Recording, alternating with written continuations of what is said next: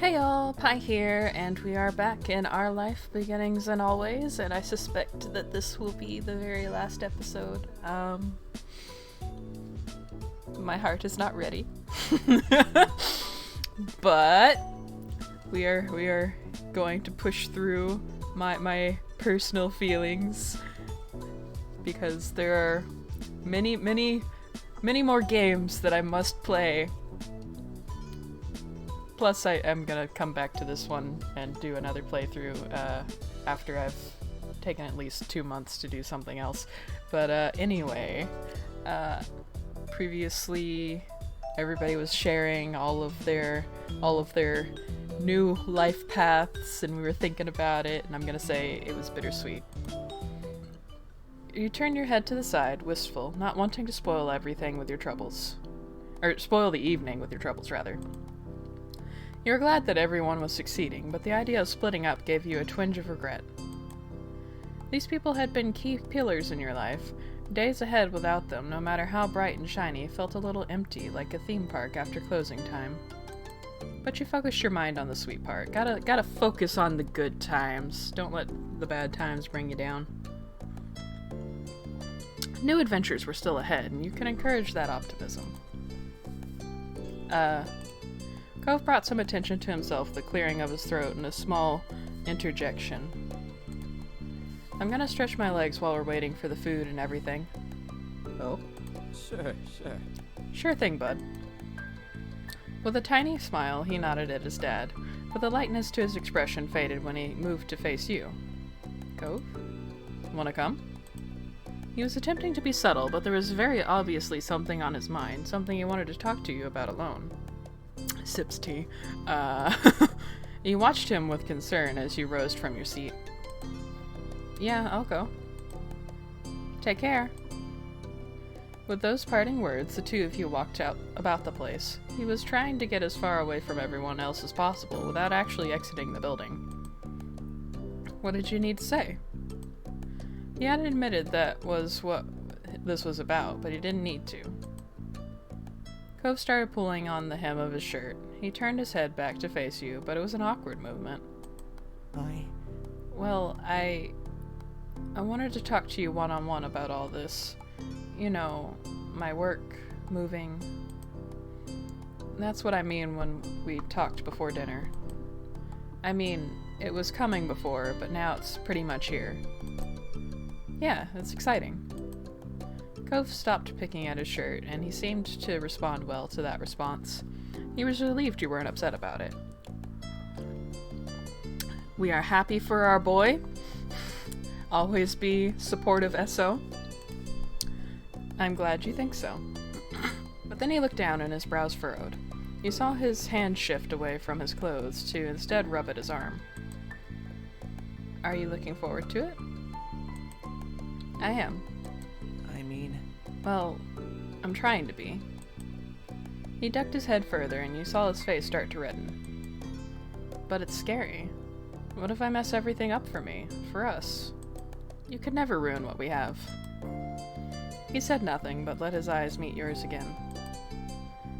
Cove then turned his head away and wrapped his arms around himself. You felt a sudden chill that definitely wasn't caused by the air conditioner. I promise I'm not gonna keep asking this forever, but so much of our lives has been this place with these people. It seems like all of this is about to change. So, are you really sure you want me? Yes! You remembered that night of the Orca fundraiser when you admitted you loved Cove, and that you wanted to be with him always. He seemed so confident about it then, but now that you were on the brink. His words came out hesitantly. He didn't want to ask this. He didn't want to know. I'm not just talking about today, but forever. Always. If things change later, right now, do you feel we can make it? Or do you think we can't last? That one day we'll have to move on?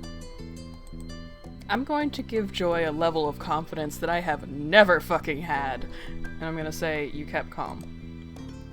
You understood his concern. It was definitely hard to imagine what would happen. However, you didn't let yourself get upset. I want it to be forever. You thought about the future and how unsure it was. You couldn't know what was to come. However, there was one thing you did know, and that was how much you cared about him. Cove laughed with a delicate smile on his face. Okay, you win. I wanted to prepare myself for the horrifying unknown, but you're kind of giving me no choice but to be optimistic here. Good! His eyes sparkled with mischief. Strong armor. You're welcome. Cove rolled his eyes and tried not to smile. Thanks for listening to me, Joy. It helped. He felt pleased that his anxiety had eased after talking it out. I think it's time to rejoin the party. Do you feel like heading back? Yeah. Oh, yeah. I forgot what we were doing here. That'd probably be good. With matching smiles, you both reclaimed your seats at the table. Both of you felt lighter, and it showed. You seem happy. What was that? Yeah, it looked like you were having quite the conversation over there. It's neighbor stuff, sorry. I used to be your neighbor. Yeah, waved off their questions, and you didn't offer any explanations. They still seemed curious, but caught that Cove wanted it to stay between the two of you and let it drop. Things relaxed, and you took a sip of your drink. Lee idly tapped the table and got your attention. I'm so excited to try this place. I haven't been here in a long time. I hope it's as good as I remember. All the restaurants in the area are pretty top-notch in my humble opinion. We'll see. It was a challenge issued. Liz carried herself like some sort of professional food critic, and Mom snorted. Tough crowd, geez, Liz. Ma giggled and chimed in as well, much to Liz's embarrassment. That's right, Lizzie G's. Oh, geez, Louise. Let's tease her, geez. Liz put a hand over her eyes in mock offense. Rude. I hardly say geez anymore. Cove smirked and turned to your sister. You leaned forward in your seat. Huh, geez. Everyone burst out laughing, besides Liz, of course. She smirked. No one could ever accuse your family of being no fun. Night fell soon after everyone finished their meals, and before you knew it, you were standing in the parking lot saying your goodbyes and packing up the cars to go home. After the last of the chores were done, your family spent some time together. The rest of the night felt like it was going by in a blink of an eye, and somehow the time came to retire to your room to sleep. You pulled your covers up under your chin and settled down for the night, getting warm and cozy. As your head sank into your pillow and you closed your eyes, your mind drifted back to everything that had happened that day. You could see it all now, behind your eyelids, as though you were experiencing it all over again. And then the image of Cove popped into your head and you smiled softly to yourself. You texted him to come over. Taking your phone from your bedside table, you lay on your back and held it above your face, typing out a message to Cove. Do you want to come over? You chewed on the end of your fingers, you watched the screen, waiting for any sign that he was typing back. If you were being fair, it was a pretty odd time to have a meet-up, but even so, you hoped he would. I mean, it's Cove. Boy does not understand that a window is not a door. Your heart leapt as your phone finally buzzed, and you stared at his answer on your screen. Okay. A breath of laughter escaped you as you messaged him back. He hadn't even asked why. You sent him a quick thanks back and put your phone away before sitting up in bed, leaning back against your pillows and waiting for him to come over. The stillness of the night came very obvious to you, and you started to hear the soft noises your house made when you were all asleep much more clearly. Each second seemed to drag on and on. You just wanted Cove to be here already. Finally, you heard those familiar sounds coming from outside, a sort of scratching and then shuffling. Next came a tap on the window. You hopped out of your seat with almost too much energy and rushed to let Cove in. When you arrived, you could see Cove was smiling in at you from the other side in the dark. You slid the window up and stepped back, giving him space to climb through and get down from the ledge. That does not look like the type of window that slides up. It looks like it opens.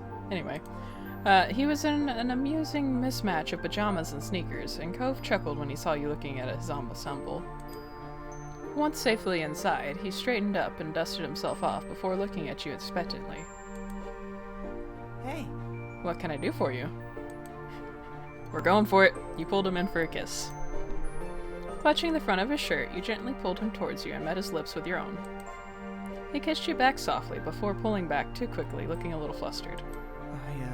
Was that the whole reason? Yeah, I just wanted a kiss. Go back. He hesitated before whispering the next part embarrassedly. To kiss me? Is that a bad reason? No, it's not.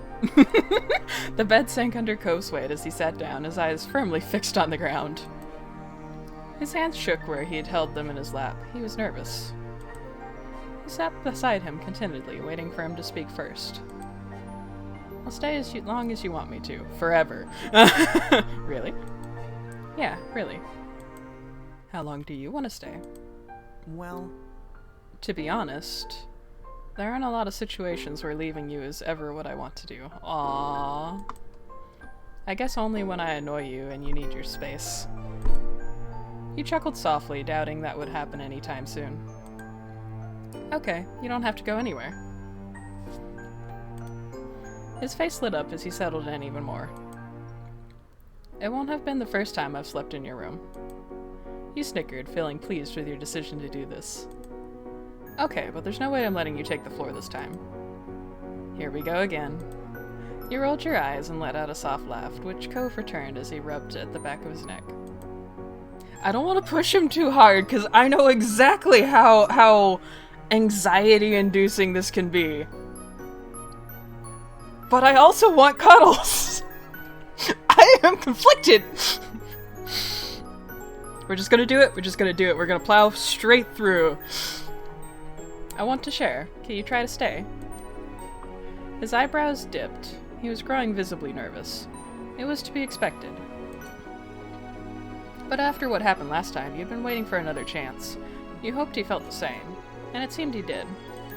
Yeah. This time we can share. Aww. You'll really stay? You won't leave to be on the floor? He nodded. Holding back your delight, you tried not to grin at his sudden resolve. We're gonna share the bed. You could hear the tremble in Cove's voice as he held his hands together to keep them from shaking.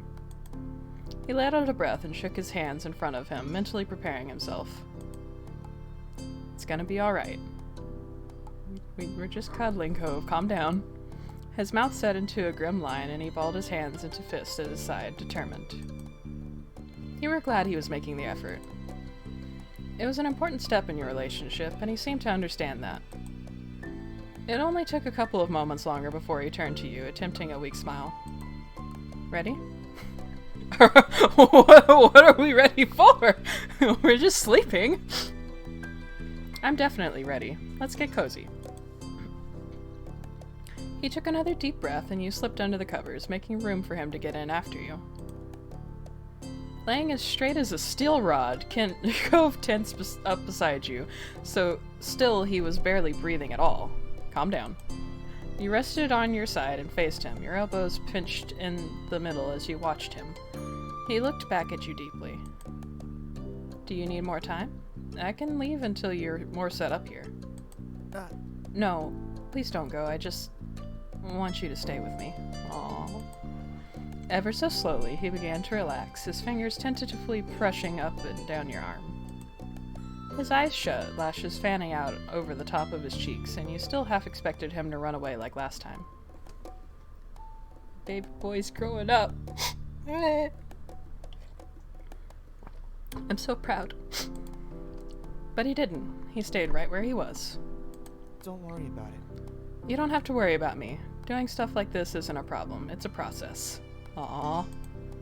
You nodded in understanding, even though he couldn't see it, giving him time to let his nerves settle. After fluffing up your pillow and getting yourself comfy, you stayed quiet. Eventually, his shoulders became less rigid. When his eyes opened, he smiled and turned his head towards you. Thank you for waiting, again, as always. Aww. He laughed shyly, his soft eyes meeting yours through the dim light. Are you okay? Are you okay? I am now that you are. He let out a deep breath, relief written on his face. Yeah, I am. He shuffled closer, an inch at a time, before nuzzling into your neck and wrapping his arms around your side. Aww. Cuddles! You wrapped your arms around him. Your fingers gently brushed up and down his back as you held him close. The room grew quiet around you. The only sounds to be heard were the faraway crash of ocean waves and your breath mingling in the small space between you. Cove's heart was pounding, the thump of it rumbling through you as he spoke again softly. That's... You know, I'm not scared of you, right? It's just so many other things that scare me. I'm afraid of what-if hypotheticals that aren't actually real, but I think about anyway, and of nebulous concepts of what things mean that I can barely explain even to myself.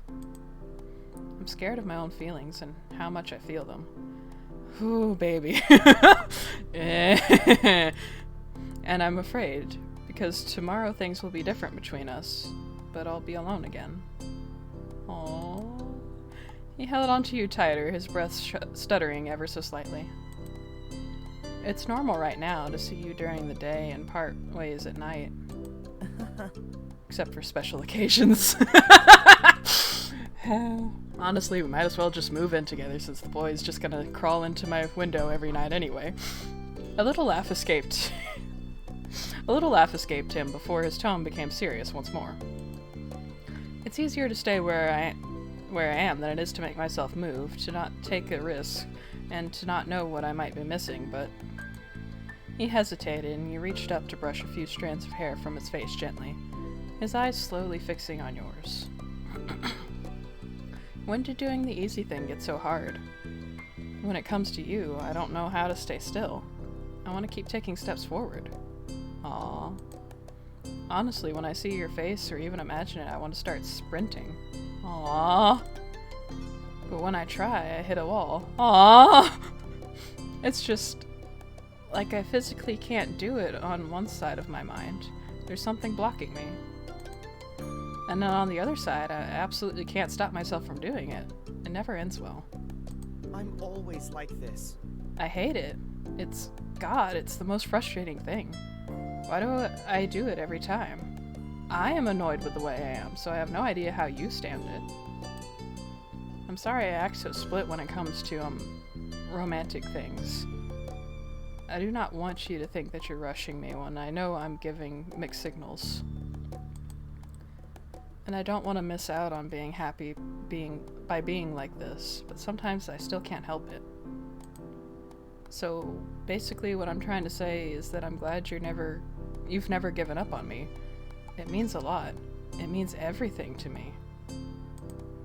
You've been there whenever I've really needed it. His eyes glossed over a little as he squeezed you closer to him and smiled, his heart rate finally relaxing to a normal rhythm. Aww. Good night. Good night, Joy. Good night. He leaned forward and kissed you tenderly, his hand gently moving to cradle the back of your head.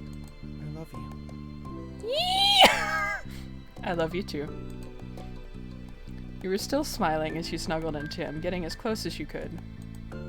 Cocooned in his warmth, you easily grew comfortable next to him, feeling him ease into you as well. Before long, your eyes were growing heavy, and you drifted off in a restful sleep, side by side. The next morning, you woke up slowly from a comfortable dream. With a small stretch, you opened your eyes fully to the sun shining in through the window. Shuffling on your side, you noticed Cove still beside you in the bed, sleeping soundly. Aww. His arms continued to be draped around you loosely as he snoozed. You must have fallen asleep that way. Aww. You smiled, remembering the prior night. It had been nice to spend the night together, getting to be with him in a whole different way. You could definitely get used to it. Yes, nighttime snuggles are the best snuggles. That is the hill I'm gonna die on. You kissed his forehead softly. Being careful not to wake him, you bent over and pressed your lips against his skin. He stirred a little in response, a small, sleepy smile appearing in his face. Aww. His eyes fluttered open softly before widening in surprise at the sight of you. As his memories caught up with him, he gave you a bashful smile. Morning. Good morning.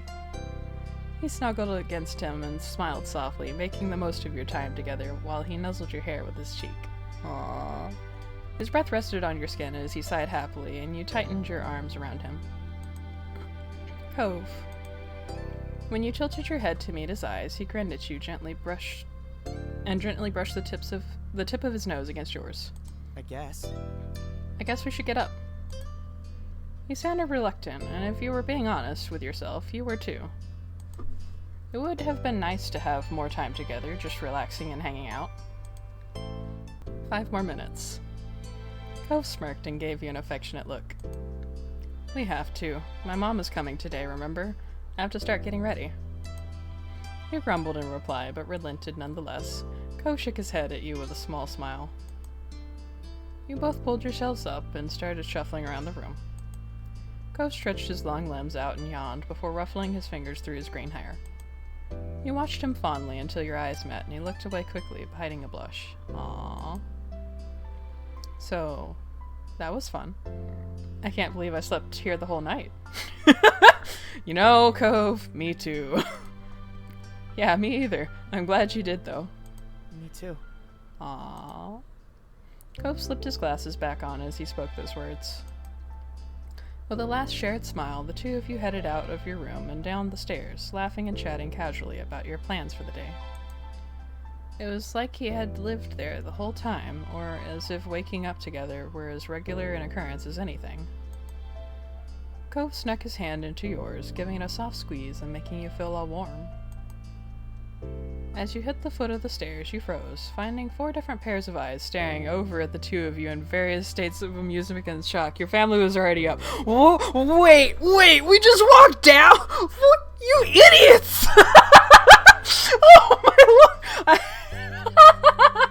No, this was a bad idea! You don't... If you bring the boy through the window, you send him back out through the window. Oh no. Oh no. It took a moment for anyone to speak, but soon enough a chorus of greetings drifted over. You scanned the place to find your moms, Liz and Lee, all together around the kitchen and living room. Hi, good morning. I got here, earlier. Oh yeah, I bet you did. Liz snorted with undisguised laughter, making Lee giggle along with her. I've been out here for quite a while. I never saw you come through. Well. A blush spread across Cove's cheeks, the pink tinge settling on the tip of his nose. La la la la. You're also still in your pajamas. You don't usually rock around town during the day in those, do you? Mom let out a little laugh of her own, and you gave her a look, which she responded by clamping her mouth shut. Cove looked down at his outfit, and his shoulders slumped in defeat as he hung his head to hide his very red face. You know, I always guessed you had been sneaking in, Cove, but could never quite prove it. Mom nodded in agreement, nudging Ma's shoulder playfully as she headed over to stand beside her. That's something I wouldn't have bet against. Liz tutted at the two of them and shook her head. You've definitely gotten too comfortable with their sneaky revelry. Very nice.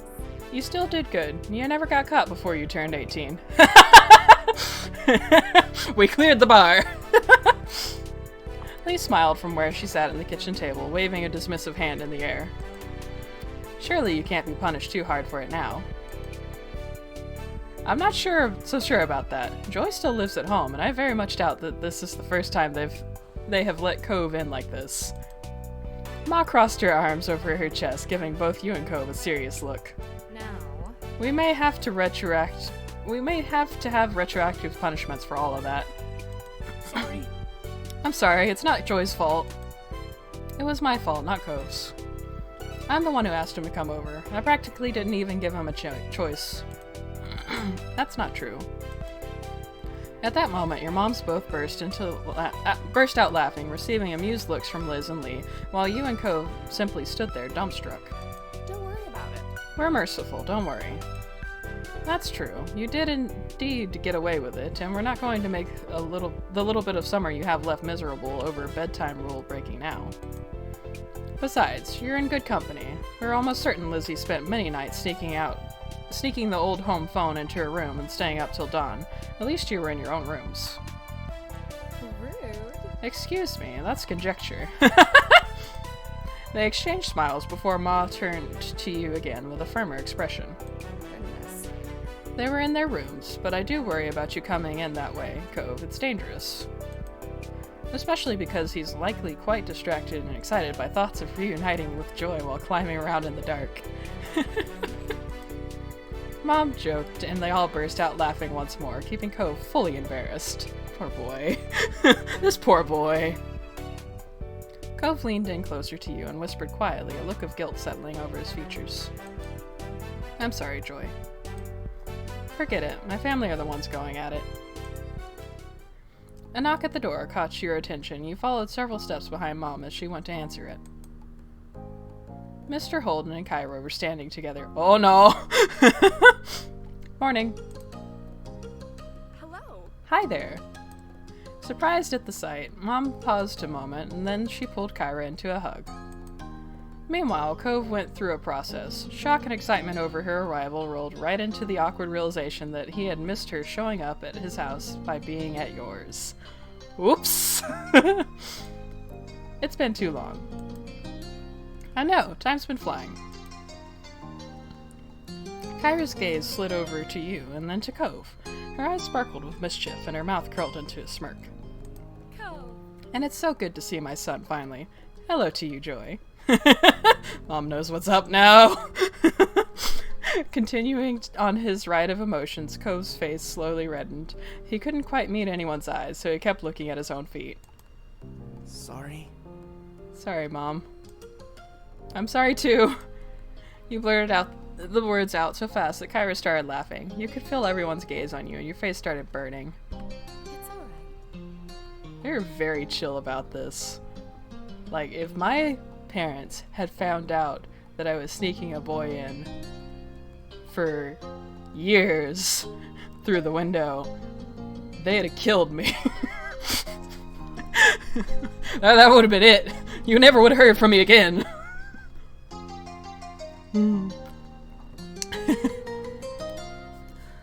Kyra gave his back a few reassuring pats, but Ko's face seemed to get even redder. She grinned. My not-so-little mister is spreading his wings. I can't complain about that. Mom immediately brought a hand to her face to hide her mouth, but a giggle still escaped. People looked at her confused, and then she laughed again, louder. Huh. It's just a really fitting phrase, considering Cove's current attire. She pointed at the feathery wing-like decal around the collar of Cove's pajama shirt. Oh! Everyone turned their attention to Cove. He even looked down at his own clothes over the realization.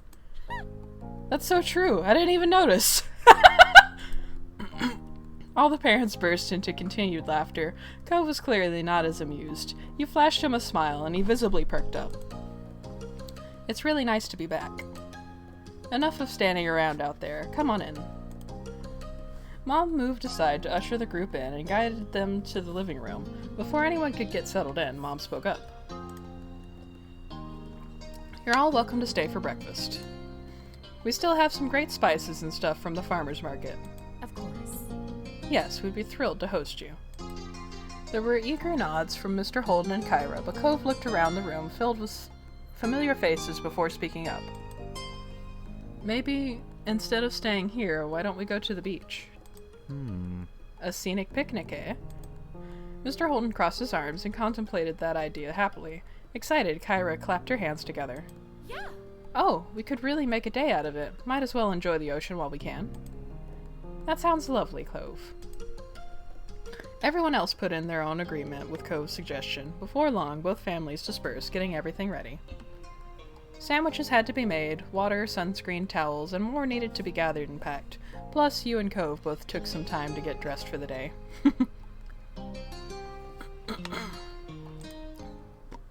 An hour later, both your family and Cove's were walking down the old path to the beach. The morning was already turning into a bright and beautiful day. You honestly couldn't ask for a better weather for a beach trip. The moment you laid your eyes on the full view of the ocean, you stopped and stood there, mesmerized. It didn't matter that you grew up there. The sight always filled you with wonder. Hey, Joy. So? I was thinking about calling Terry and Miranda, see if they can come too. Everyone else is pretty much already here, so would your family mind? Wow, you had a good idea. Don't act so surprised, Joy. Just smacked myself on the headphones with a... Ow. He chuckled, his mouth pulled into a bent smile. It had to happen sometime. That had you laughing this time. You were already eager for your friends to join you there. Hey, Mom, Ma. They both stopped what they were doing and turned towards you. Immediately, you darted over to them.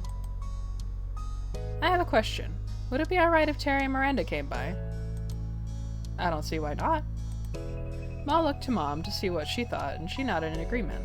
Mom then shot a glance over at Mr. Holden and Kyra, knowing that they had likely heard everything. You alright with that? Cliff, Kyra, what do you two think? The more the merrier. Okay. Of course, they're welcome with me. Why is Cliff, not in the shot anymore? Mr. Holden, you've been deleted. You're just a disembodied voice. Thanks. Delighted, you nodded and turned on your heels. Cove was still several feet away, talking to Lee and Liz, likely about the same topic. With a beaming smile, you gave him a thumbs up, and the two of them must have approved, as Cove quickly got his phone out and started making the calls. At that, you turned your attention to helping with the picnic setup. Unexpectedly, your phone started vibrating. You dug it out, curious to see the caller ID. Feeling your heart jump with excitement, you answered. It was Derek. He's not dead!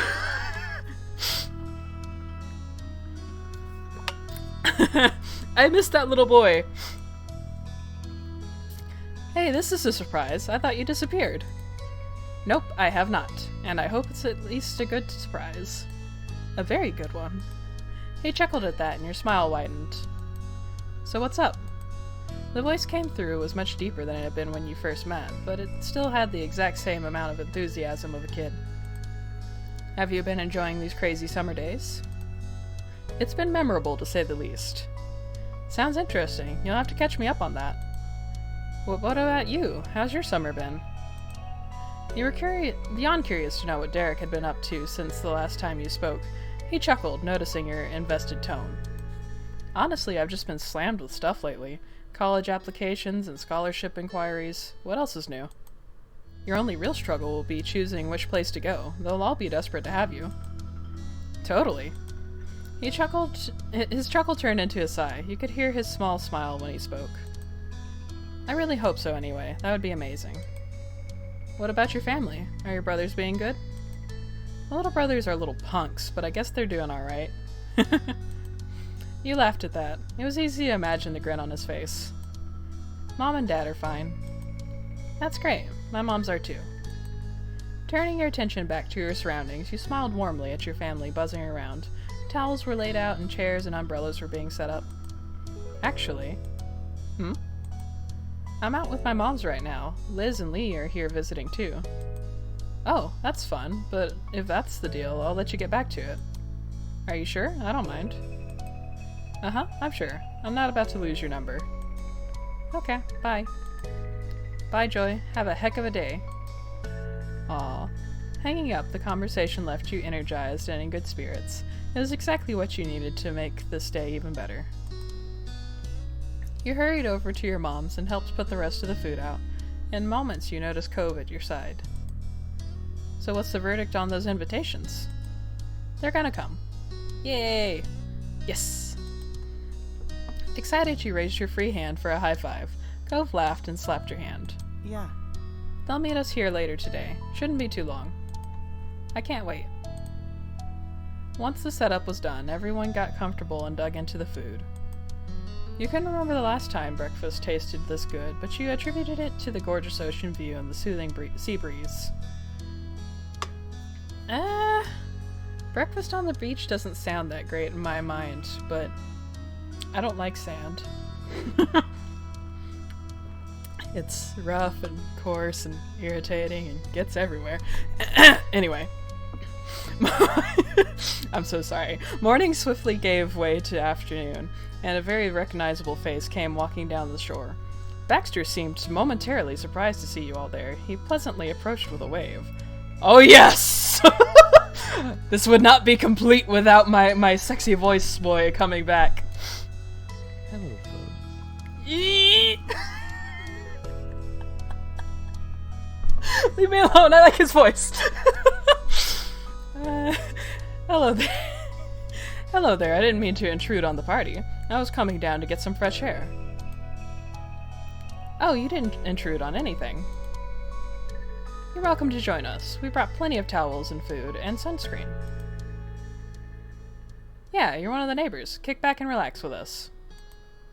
Thank you. Well, I can't possibly say no to that. Thank you. Baxter's gaze moved over to you and Cove. He smiled. Joy, Cove. Long time no see. Hi. You waved from where you were leisurely sat, and Cove nodded. It was then that Baxter noticed the faces he didn't immediately recognize from around the neighborhood. He turned up his charm even more for the introductions. Mm-hmm. Excuse me, I'm Baxter Ward. I'm sorry we haven't met before. Well, we're not typically from around this area, just visiting. I'm Cove's mom. A few giggles escaped Lee as she watched Baxter carefully. When his attention turned to her now, she held out a hand. Hi. Hi, I'm Lee, Joy's and Liz's cousin. Baxter shook it and then took a step back. Lee's smile grew. I'll remember that. It's very nice meeting you both. After that, Baxter spent some time getting better acquainted with everyone, and Terry and Miranda arrived excitedly. The conversation shifted to what you all would do next. In that case, We could do a few rounds of volleyball. There's plenty of us now. is that all right? Could I play?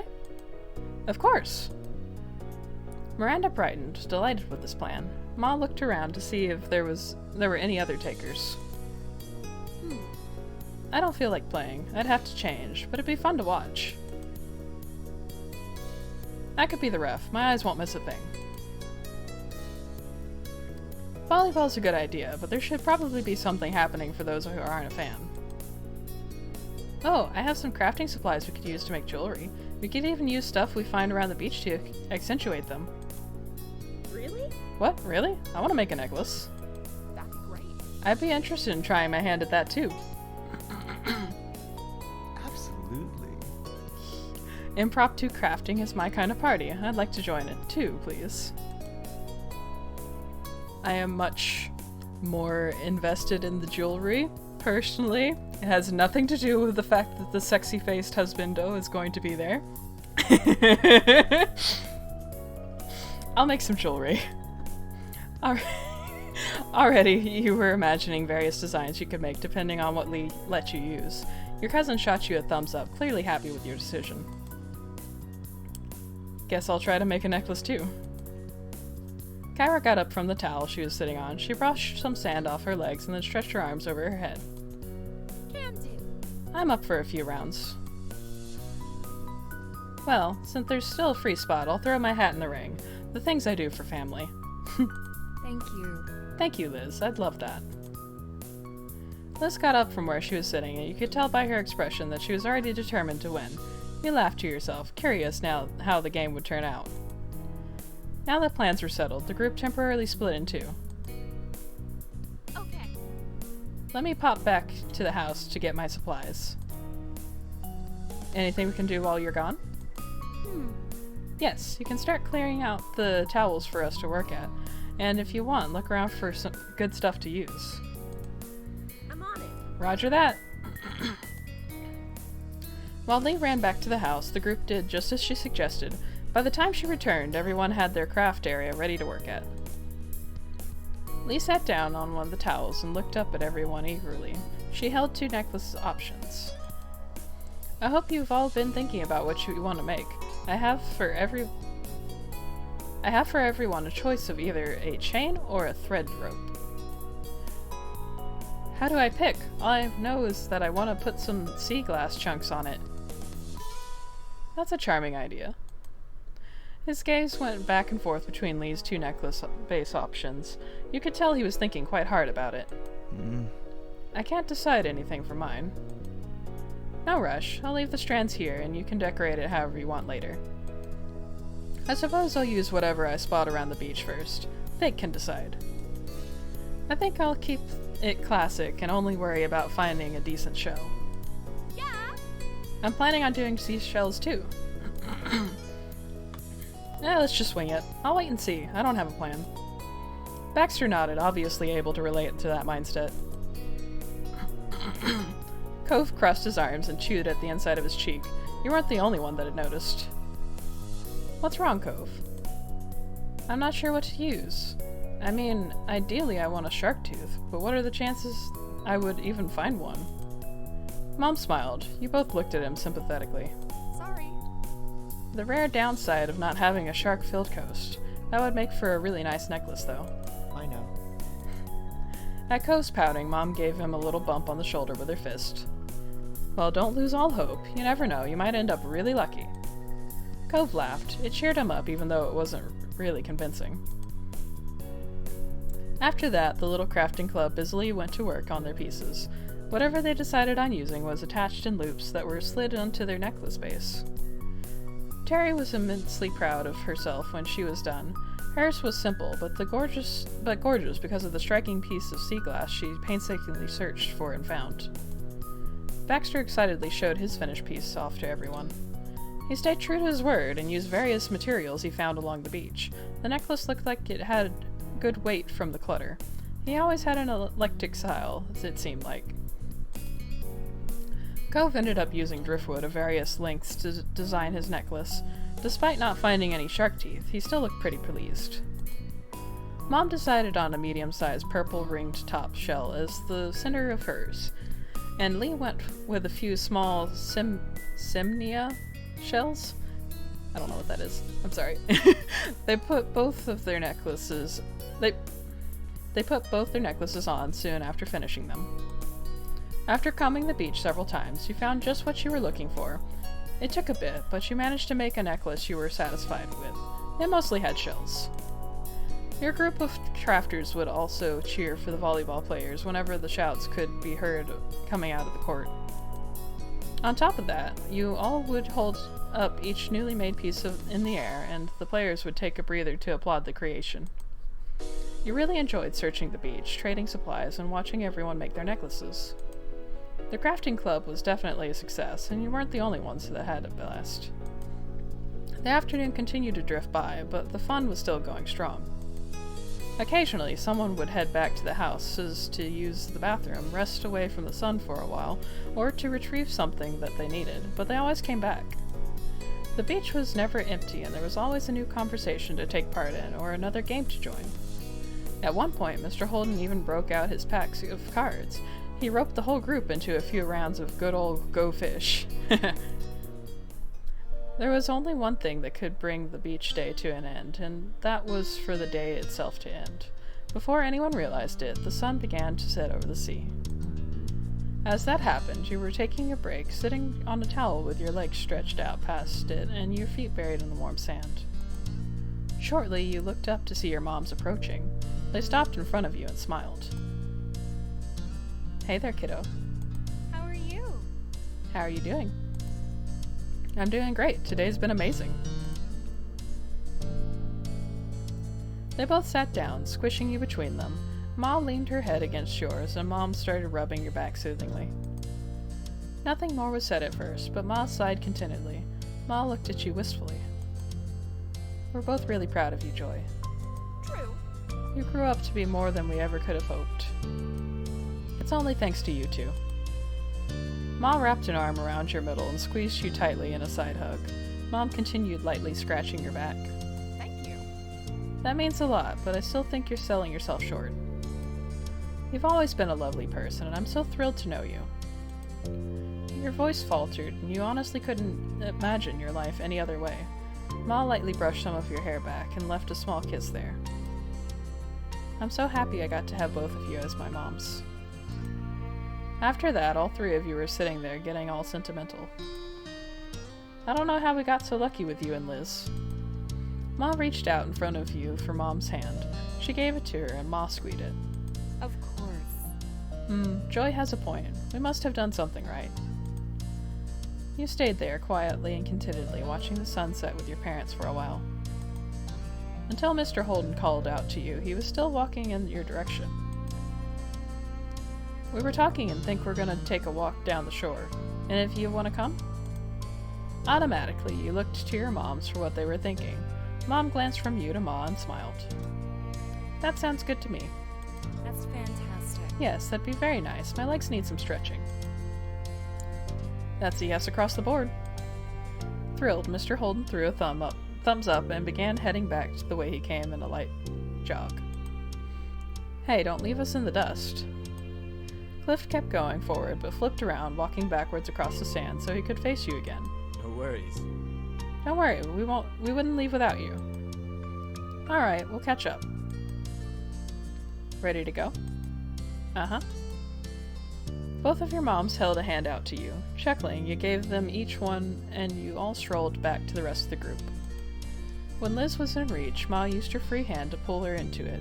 Liz shook her head, but her mouth quirked into a smirk, and she didn't resist. Together as a family, you followed behind the others, hand in hand. Your feet squished into the wet sand as the waves rolled over them, and you didn't have a single care in the world as more and more stars began to dot the sky. Once the sun had long been out of sight, it was finally time to pack up.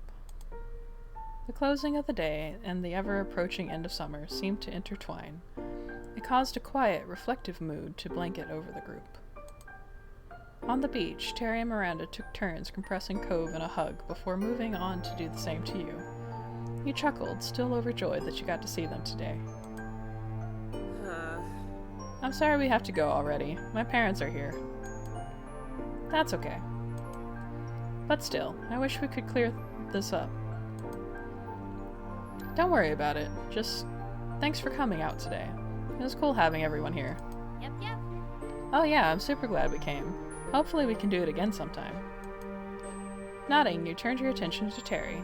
She wore a large grin on her face and held a hand out for a loaf of 5. You obliged. See you later. Take care of yourself, buddies. After that, they walked away, giving you and Cove as they went down the shore. Cove waved quietly back with a small smile on his face. Have a safe trip back! We will! Bye! Taking you by surprise, Terry jumped and twisted around. She kept up with Miranda by walking backwards.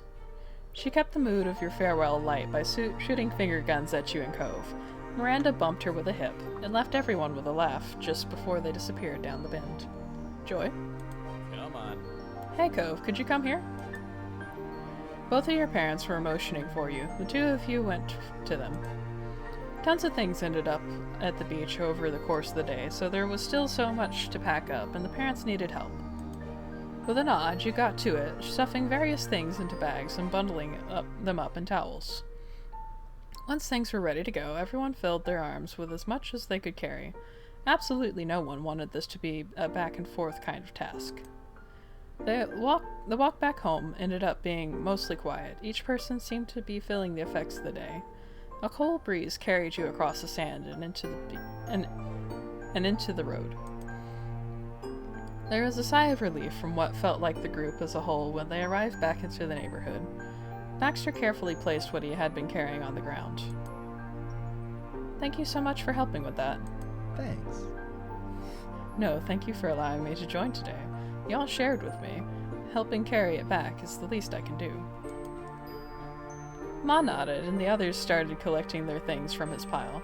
Baxter, meanwhile, stepped over to you and Cove. It really was a pleasure getting to know you both this summer. His head tilted towards you, and he smiled warmly. Baxter offered you his hand. You used your freer hand to shake his. It was tough with what you were carrying, but you were able to extend one of your hands a bit. Baxter chuckled and shook it.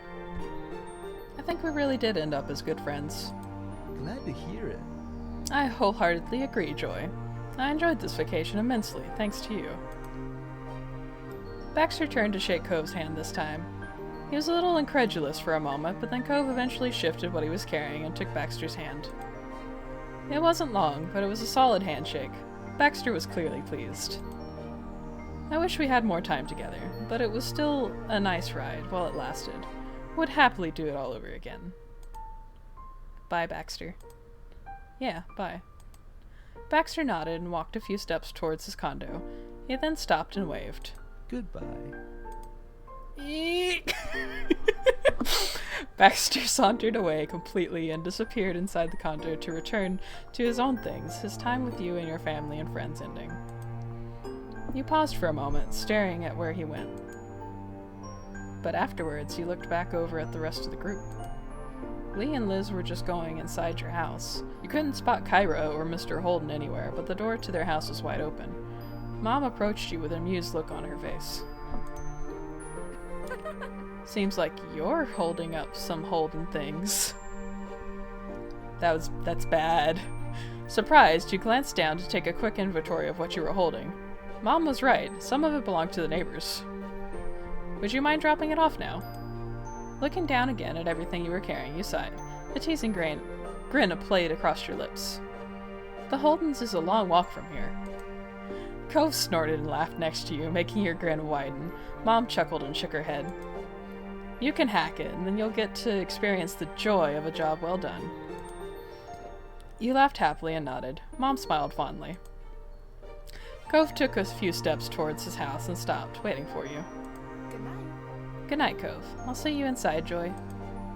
Night. You caught up to Cove, and together you went over to his house. Walking in the front door, you saw Kyra and Mr. Holden busily unpacking it already. Things were scattered on counters, and they were moving around each other, putting the items away. They both lifted their heads when Cove closed the front door. Hey. It's nice seeing you again already, Joy.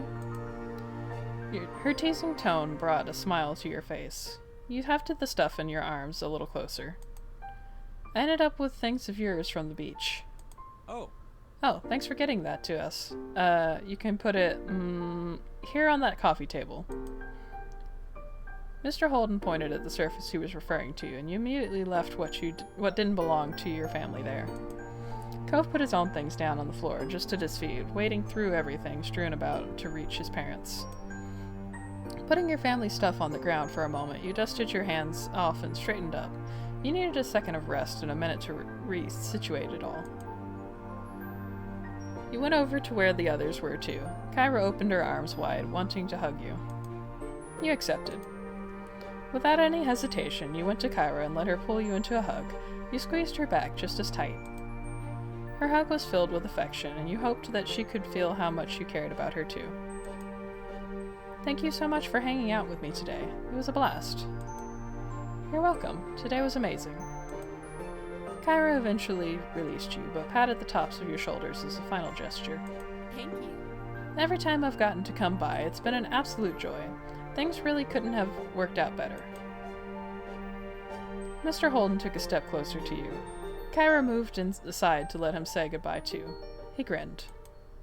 Thanks for always being such a friendly neighbor, and not just right now, but for as long as I've known you. I didn't always make it easy, but you and your family are good people.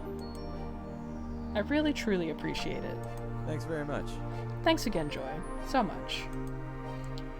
At that, Mr. Holden reached over and gave you a soft pat on the top of your head. You hugged him. You burst forward into Mr. Holden and wrapped your arms around him. Surprised, he went rigid immediately. But several moments later, he relaxed and began to lightly pat your back before shifting into a full hug. You squeezed him tighter.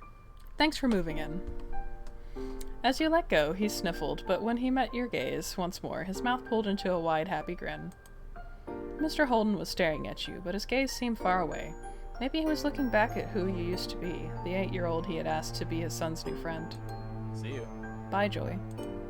You smiled softly. Then Cove took a step forward. He gestured to his pile of things he had carried into the house. Don't worry about it. Don't worry about all that. I'll put the stuff away in a few minutes. Right, I need to go do the same with my family. I figured. Cove walked you to the door and held it open. Taking one last check around to make sure that you had all your things to bring home, you went into the road.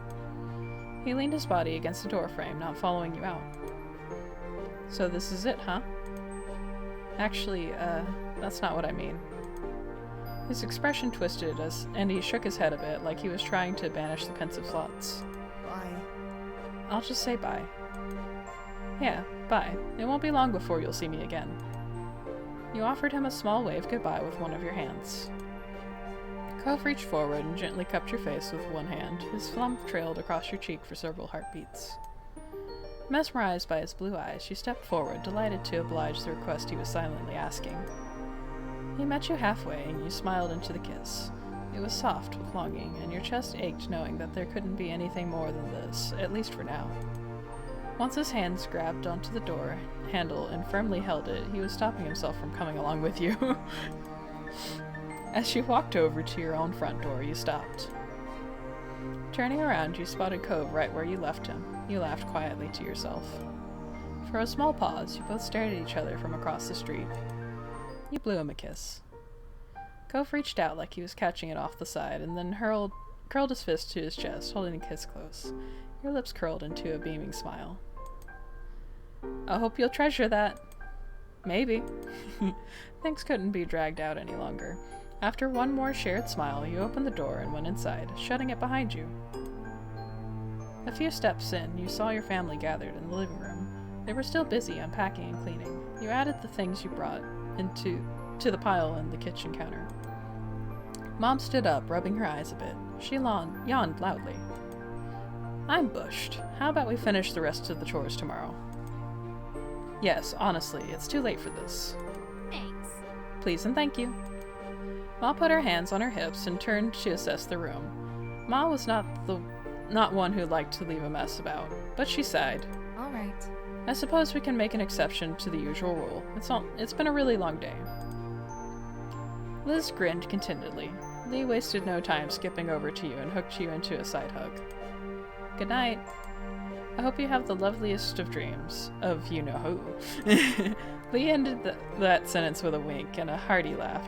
She let you go. You hugged her back. You pulled her close and into a bear hug. Lee giggled until you released her. I hope you sleep well too. Oh, I totally will. The moment my head hits the pillow, I'll be out. Here's to us, Joy. Tonight, tomorrow, and forever. Yeah, family forever. Lee leaned in close to whisper in your ear. You didn't fail to catch the teasing look on her face. Aww. Exactly. There's no escape. That got a laugh out of you. You lightly pushed her shoulder. Lee stretched her arms high over her head. She yawned loudly and looked at you with tired eyes.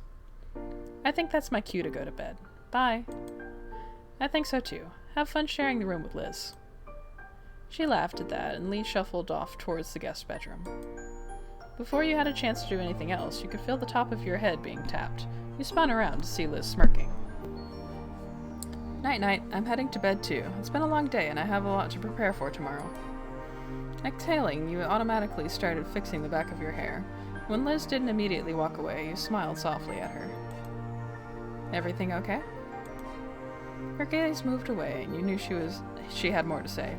You waited patiently for Liz to compose her thoughts. It's been a good summer. It was nice to come back home. You nodded, and Liz gave you a teasing nudge as she went by. Amused, you turned and watched her go. Love you, little kiddo. I love you too. Liz stopped walking and stared at you for a moment. She smiled softly at you. Get some sleep soon. Morning will be here faster than you know it. I will. When Liz was out of sight, Mom started up the next conversation over her shoulder. Aren't you heading up to bed too? I want to relax first. Desperately, you needed some time to decompress and clear your mind. You worried if you went off to bed now that you would just end up staring at the ceiling all night. Okay. Ma came over too, smiling understandingly. She pulled you into a big hug. Love you. Alright, you do what you need to. I love you. When you were done hugging Mom pulled you into another hug. Your actions basically handing you off to the other had you laughing jovially. I love you. I love you so much. I love you too. Aww. They both couldn't resist taking turns hugging you again. Your smile widened. It felt good to be so loved. Good night, kiddo. Sleep tight. Good night, sweetie. Night. After that, your moms headed off towards their bedroom down the hall. You were able to turn the other direction when you heard Mom's voice. And don't let the bugs bite. You heard Ma chuckling as you watched them go with a smile. Time had passed, but you weren't entirely sure how much. Sighing, you sat up on the couch. It was a good rest, and all of your tired muscles felt quite relaxed. You got up, planning to go to bed, when something out the window caught your eye. Your feet brought you right in front of the large windows spanning the length of the back wall. You stared out into the hills behind your house. God damn it, Cove! As if on cue, your phone came on, alerting you of a new notification. It was Cove. Want to hang out on the hill tonight? Something inside you told you that this was the right kind of night to take a trip out there. You sent him back a very quick message. Yeah. Aww. You went over to the front door, and stepping over the threshold, you gave the living room one last glance over your shoulder. Then you shut the door behind you. Silently, you made your way to the poppy hill. With light steps in the dark, you walked across the hills behind your house. Up ahead at the very top, silhouetted beneath the night sky, was a familiar figure already waiting there. Smiling, you wondered just how he always got there first. You had the advantage of living closer. Then again, and maybe it was only in your mind, but somehow, Cove was intrinsically linked with this place. After all these years, it would be weird to scan this horizon and not find him there, as surreal as the shore without the sea. The distance between you was growing shorter by the second. Hearing the grass and earth crunch under your feet, Cove turned. A grin spread over his face as he saw you. You took your place standing beside him on the crest of the poppy hill, looking out over the ocean. Same as you'd done on countless times since he'd first arrived, when you found him on this very same spot. Joy. He had officially broken the silence, the spell that had held you both in place. You looked at him expectantly. There's something I've always kind of wondered about. He cocked his head, giving you a sidelong glance. What did you think about when we met? I was just a kid, and you never seen before, bawling his eyes out on the hill next to your house. He chuckled, his eyes drifting towards the sea beyond, before flicking back to you. The way his gaze pulled back to you made it clear that he was genuinely invested in the topic. Luckily for him, you remembered what initially struck you in that moment. It was as if it had only happened yesterday. Well, I remember noticing the neon pink cast you had to wear that summer. Cove burst into a genuine laughter at your reply. I guess that's fair. It did kind of stand out. Sighing a bit, you continued to reminisce about the first meeting. I also remember feeling bad about what was happening. I remember that too. He ran a hand through his hair, and you knew his line of questioning wasn't at an end, even before he spoke again. I mean... Do you remember what you thought about me? You know, as a person? Was I annoying or mean or... I was just worried about you because you were so sad. His eyes widened dolefully, and he hung his head like a guilty puppy. I'm sorry. I'm sorry for upsetting you. Cove's hand drifted to the scar on his arms, his fingers unconsciously gliding over the mark. It was much less noticeable than it had been when the neon pink cast had first come off, shrunken gradually over the years as his body healed, then dwarfed in comparison to his growing body. Still, his fingers came back to it without thinking. He gave a half smile, not meeting your eyes. I feel bad now. The thoughts I had were... Well, considering what you were thinking, I came across a lot worse of a kid. You didn't like me? No. No, it definitely wasn't that. Cove lifted his head up, finally committing to meet your eyes fully once more. I remember you that day. I remember it really well. I don't think I'd ever be able to forget. I can picture the way you looked back then when I first saw you standing right here. I still know the expression on your face when you chose to sit with me in the grass. He chuckled self-derisively, interrupting his own monologue. You scared me at first. I figured I'd be alone out here until I had to face my dad again, and then suddenly another kid appeared out of nowhere. It was startling, but I got over that fast.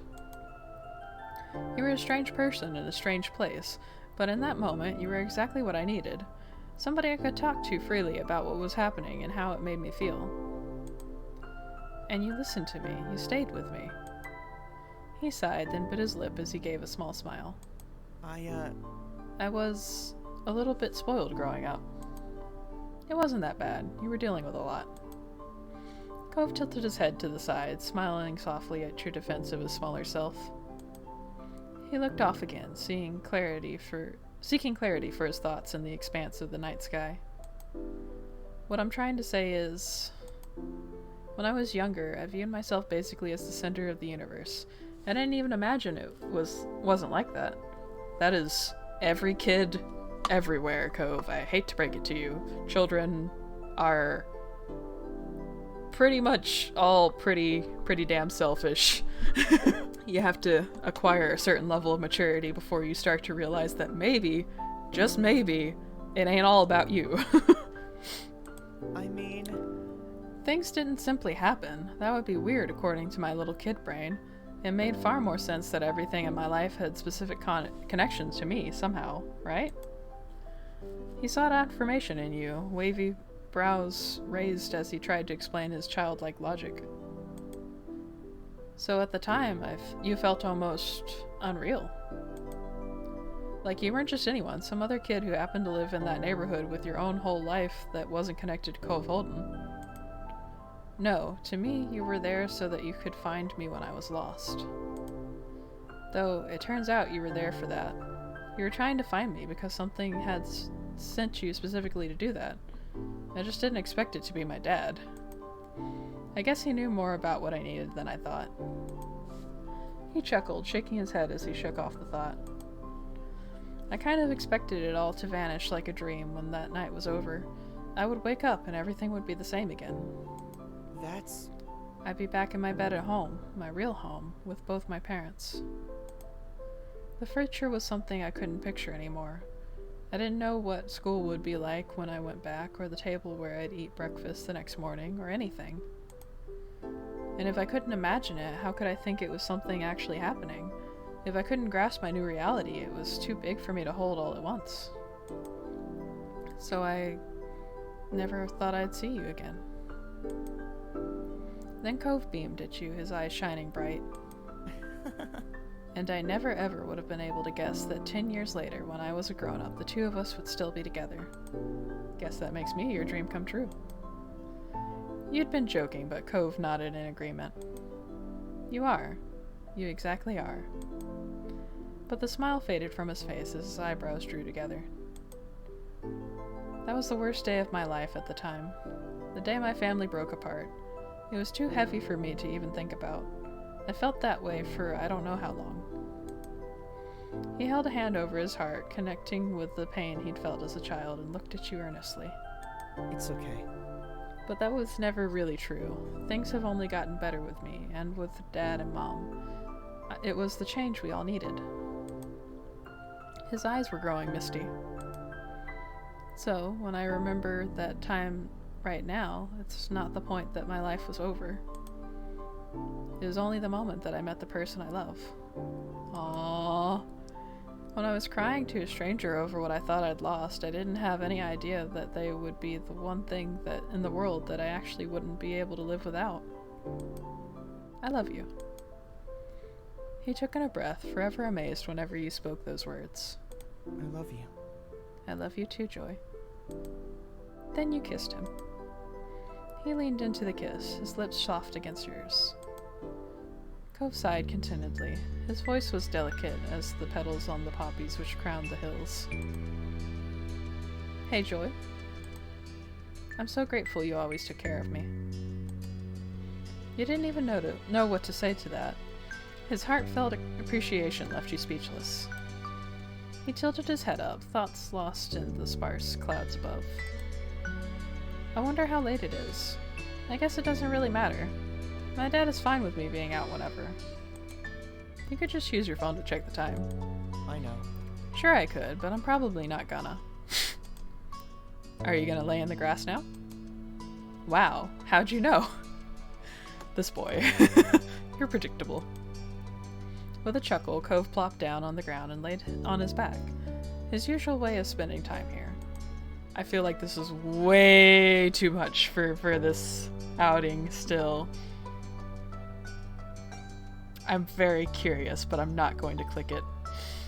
You laid down and snuggled against him. You lowered yourself against Cove's side in the grass and wrapped an arm over his chest. Cove smiled at you and used his free hand to cradle your face. The both of you fully settled in to relax on the hill. It felt just the beginning of one of your nightly outings, but then you realized the sun was peeking over the horizon. Hot damn, we've been out a while! Cove spoke up with a disbelieving tone. Huh. It really was late. Your neighbor wasn't a stranger to being awake at dawn. However, not like this. He was normally an early sleeper or early riser. Same. This unexpected sunrise particularly awed him. The two of you watched on silently as the sun began to light the world. Cove then propped himself up on the backs of his arms and looked at you with a soft expression on his face. Do you want to go back home? I could carry you if you're too tired. Aww. No, I want to stay here. You couldn't resist a yawn, but you were serious. It couldn't be time to go already. Cove chuckled affectionately and gripped you a little more. I get it. Okay, but it's been a long day. We've done a lot of things. Like, really a lot. It has to end sometime. Does it really have to end? Yeah, I don't think there's anything either of us can do about that one. But we can stay if you want to. Cove smiled brightly at you, as warm as the new rays of the sun that were tickling your skin. In that moment, you couldn't have appreciated him being there more. You kissed him. You moved your face forward and gave Cove a small kiss. He tilted his head against yours. I just love you so much. Despite this being the second time you'd said it this excursion, Cove was newly thrilled once more. Joy, I love you. The two of you remained together on that familiar poppy hill where you first met until the world began to fade and blur. You were falling asleep. A few more gentle words drifted into your consciousness. See you tomorrow. Your eyelids dipped, but you felt good. You were safe and relaxed. Everything that had come before this had reassured you of that. You were confident that when you opened them again, things would be okay.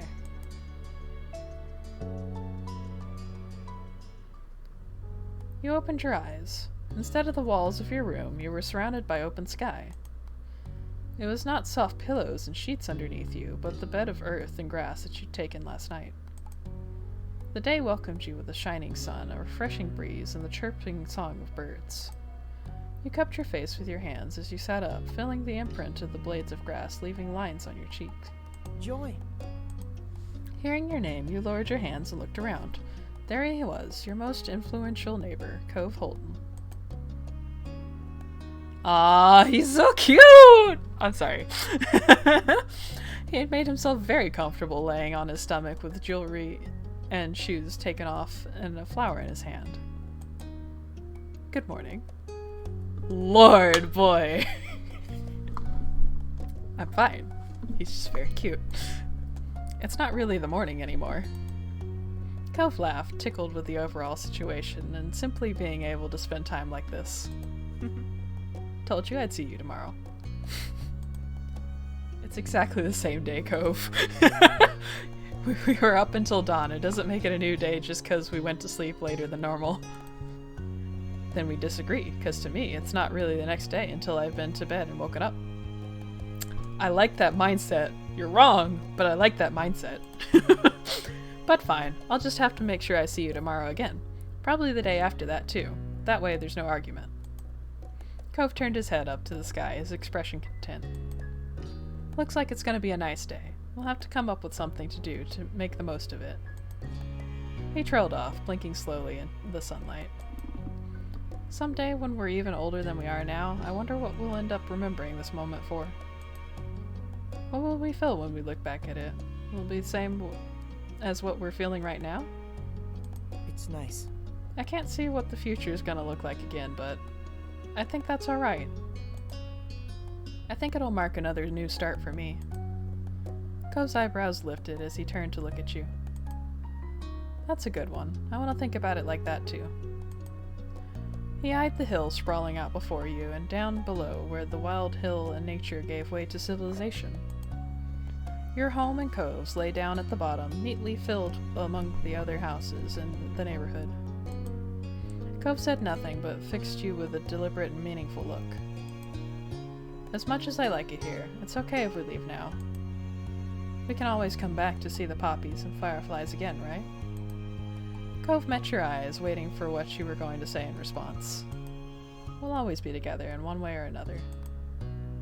He didn't know where that came from, but Cove blinked slowly, his eyes still locked on you. Though you didn't need to see his face to know that he adored you. If there had been any room for doubt, the tender way he spoke would have filled it up. You're one of a kind, huh? Cove beamed at you. His expression was so unlike the one he'd worn when you first found him here, swaddled in sadness and uncertainty. Yet you couldn't help but glimpse that boy once more underneath his bright expression and matured features. Come on. He offered you a hand. You accepted it, your palm fitting around his. Cove lifted himself up, pulling you along too. Our parents probably aren't going to come running for us this time. We've got to make our own call. And I say that we can't hide away forever. Poppy Hills is just one part of things. There's more out there for us than this time and this place alone. Let's enjoy it. You couldn't say whether you were the one that broke into your run, if Cove had been the one to start it, or if your feet had simultaneously made that choice for you both. The end result was the same, the two of you dashing down the hill like children, but with a nostalgic revelry that could only come as an adult. As the wind whipped past you, you knew that family and friends were waiting at the end of your sprint. There are more memories to make, after all. Life takes another step forward.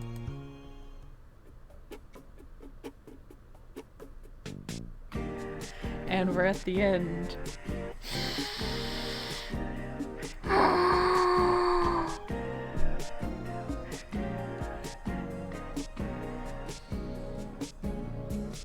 I love this so much.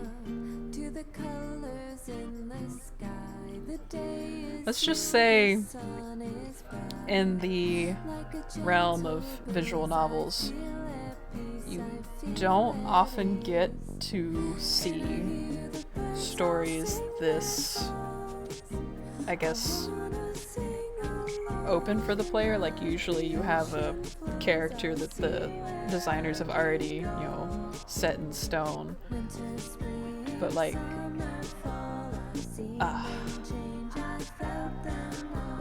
I've enjoyed this so much.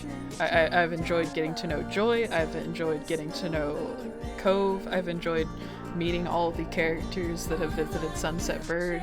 Like, I feel like these are real people.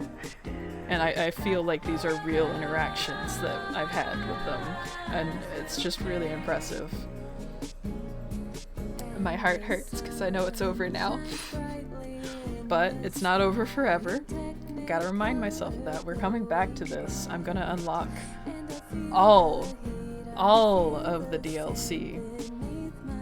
And we're gonna do another playthrough. But that's not gonna happen until I've done at least 2 or 3 other games in the interim, because I don't want my channel to be completely overtaken with just this one game.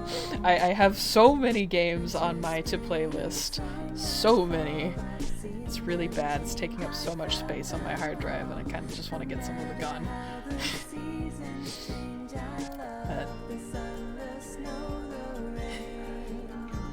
I kind of want to keep talking just so that the entirety of the credits will end up in the final video.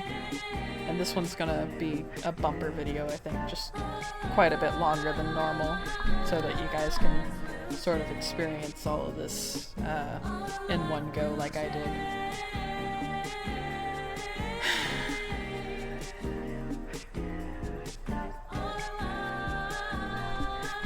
I really like this end music too.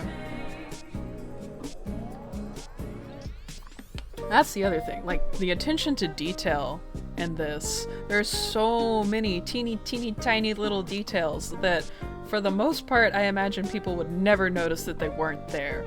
But because they took the time to like add those details in, it just makes it feel a little bit deeper, a little bit more real. And I just I'm just gonna keep gushing about this game. I love this game. Oh, and before I forget, there is actually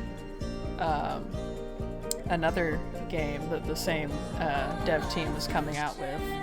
I'm not too sure when the full game will be released because I have not been keeping as close of tabs on it as I should have been.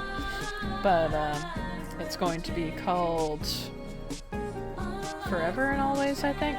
Our Life Forever and Always, if I'm remembering correctly. But I will see if there's...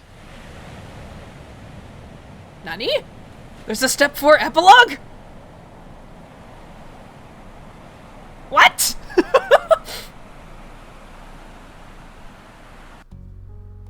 What? Hold the fucking phone. What?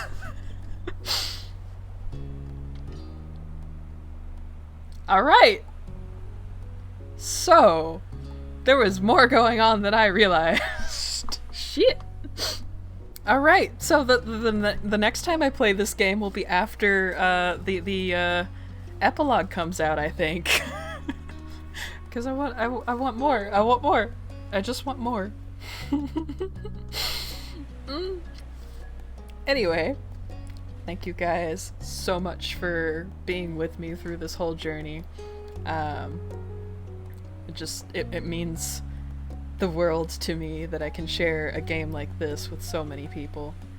And I hope that you will be back again for whatever I end up playing next. Be with me on this journey. Yeah.